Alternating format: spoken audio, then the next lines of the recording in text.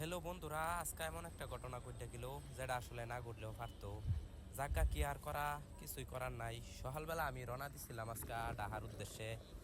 সকাল সকাল যাওয়ার খুব তাড়া আছেন, এই কারণে যমুনা ট্রেনটা গেছিলাম 6:30টার সময় যমুনা ট্রেন আইছে শ্রীপুর স্টেশন। শ্রীপুরতে উঠছিলাম, পরে ট্রেনটা কয়েক জায়গায় থামছে, দিরাশ্রম এই এই জয়দেবপুর এনো এনো থামছে। থামার পরে সঠিক টাইমে পৌঁছতে না, 7:40 বাজে এয়ারপোর্ট খুঁজতে খুঁজতে। পরে হেন গাড়ি থামছে, পরে নামলাম, নাইমা হেরা পরে গেলাম গা খিলক্ষেত পরে গেলাম গা বুটঘাট মসজিদ।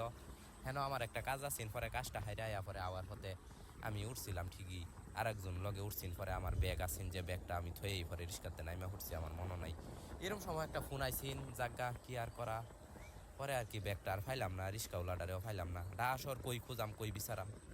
পরে আওয়ার পথে আমি ওখানে বাড়ির পথ ধরছি আর কি। এই হইলো অবস্থা, আসলে এটা কোনো সময় আশা করি নাই এমন একটা ঘটনা ঘটে গেছে। জাগা খুব বেশি কিছু জিনিস আসছিল না লগে, তারপরেও আর কি কোনো কিছু আড়াইলে তো খারাপ লাগে। জাগা আল্লাহ ভরসা।